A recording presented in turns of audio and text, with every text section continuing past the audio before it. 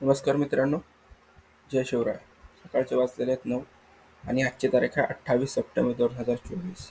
मित्रांनो, आपण आत्ता मराठवाडा अपडेट बघणार आहोत.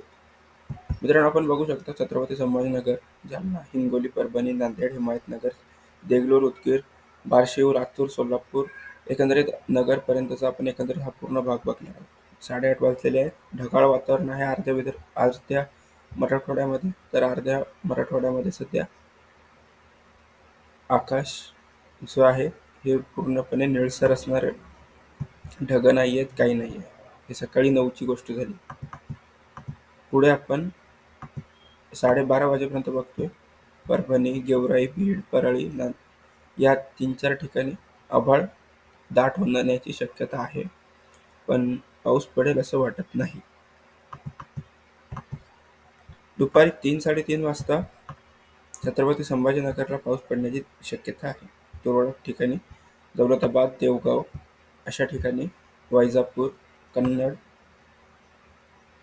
सईगव्हाण, चाळीसगाव, नांदगाव, मनमाड, येवला, जे की नगर, नाशिकचा पण भाग आहे, त्या ठिकाणी पाऊस पडण्याची शक्यता आहे. तसंच विदर्भ लागून जालन्याचा आणि मेहकरला लागून देऊळगाव राजा इथं पाऊस पडण्याची शक्यता आहे. चिखले, बुलढाणा या ठिकाणी विदर्भामध्ये पाऊस असेल. दुपारची 3:30 वाजताची ही बातमी आहे, म्हणजे अंदाज आहे.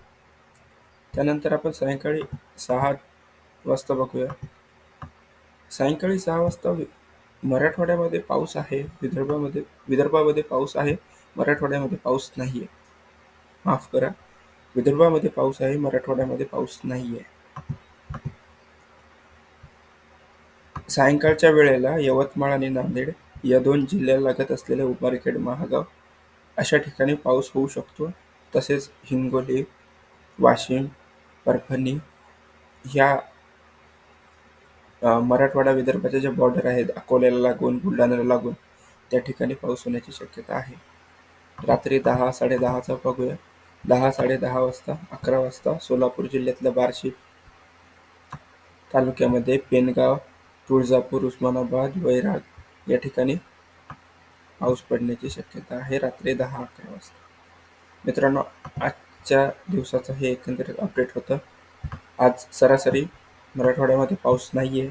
दिवसभर काही सायंकाळच्या दुपारच्या वेळी काही ठिकाणी छत्रपती संभाजीनगरमध्ये पडू शकतो, तर रात्री तुळजापूर, बार्शी, सोलापूर या ठिकाणी पाऊस पडण्याची शक्यता आहे.